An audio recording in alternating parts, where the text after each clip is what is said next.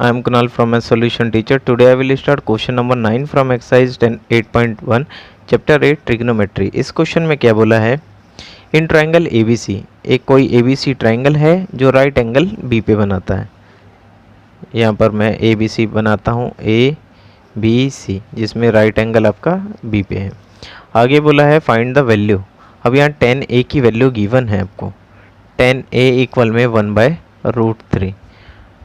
Perpendicular ये value आपकी property होती है साइन कॉस 10 की, कॉसेक सेक और कॉट की, जिसके अकॉर्डिंग 10 होता है परपेंडिकुलर अपॉन बेस।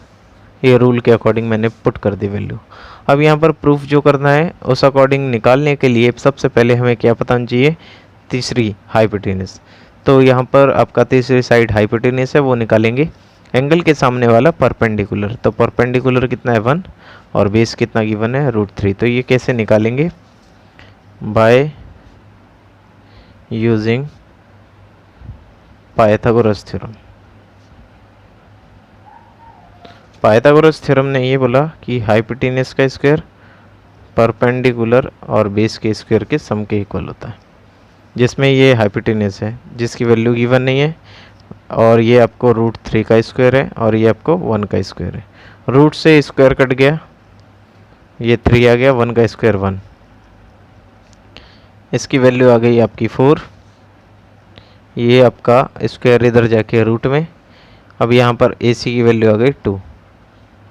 यहाँ से आपने क्या निकाल लिया 2 AC की वैल्यू। आपको जो प्रूफ करना है वो मैं यहाँ लिख देता हूँ। सबसे पहला part sine A cos C plus cos A sine C। अब यहाँ पर लिखा है साइन A cos C, ये वैल्यू मैंने यहाँ पर लिख दी। अब जिस अकॉर्डिंग ये वैल्यू प्रूफ करनी है तो यहाँ पर देखो लिखा है साइन A। साइन होता है परपेंडिकुलर अपॉन हाइपोटेनस, इसके बीच में कुछ नहीं है तो इसका मतलब होता है मल्टीप्लाई। कॉस होता है बेस अपॉन हाइपोटेनस, प्लस का प्लस, ये आपका बेस अपॉन हाइपोटेनस और ये परपेंडिकुलर अपॉन हाइपोटेनस। ये देखो यहाँ पर sine perpendicular upon hypotenuse, cos base upon hypotenuse. अब एंगल की बात करते हैं तो एंगल के सामने वाला परपेंडिकुलर होता है, तो परपेंडिकुलर कितना है 1, हाइपोटेनस आपका 2 ही रहेगा n2। अब कॉस C एंगल के सामने वाला परपेंडिकुलर, तो बेस क्या होगा 1। कॉस A एंगल के सामने वाला परपेंडिकुलर, तो बेस क्या होगा √3, हाइपोटेनस आपका 2। साइन C एंगल के सामने वाला परपेंडिकुलर, तो बेस क्या होगा आपका 1।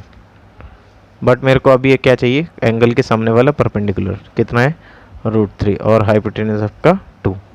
तो यहाँ पर 1 की मल्टीप्लाई अगर 1 से करते हैं तो 1 आता है, 2 की मल्टीप्लाई 2 से 4, √3 आपका 3 हो जाता है, 2 2 जा 4 होता है। यहाँ पर इसका हम लेते हैं LCM, 4 की डिवाइड 4 से देन 1, इसको हमने ऐड किया, ये वैल्यू कितनी आ गई 1। और इसी के साथ ये वाला पार्ट सॉल्व हो चुका है। अब हम करते हैं सेकंड पार्ट। सेकंड पार्ट में क्या बोला है कि cos A cos C minus sine A sine C base upon hypotenuse और base upon hypotenuse, perpendicular upon hypotenuse, perpendicular upon hypotenuse. अब cos A एंगल के सामने वाला परपेंडिकुलर, तो बेस क्या होगा √3 और हाइपोटेनस आपका 2। cos C एंगल के सामने वाला परपेंडिकुलर, तो बेस क्या होगा 1, 1/2। अब ये आपका लिखा है साइन A एंगल के सामने वाला परपेंडिकुलर, तो 1 अपॉन में 2, एंगल के सामने वाला परपेंडिकुलर। √3 की मल्टीप्लाई 1 से √3, 2 2 जा 4, 1 की मल्टीप्लाई √3 से √3, 2 2 जा 4, ये दोनों कैंसिल हो गए और इसकी वैल्यू क्या आ गई 0। और इसी के साथ ये क्वेश्चन सॉल्व हो चुका है। उम्मीद करता हूँ आप सभी को ये क्वेश्चन समझ आया होगा। Okay bye.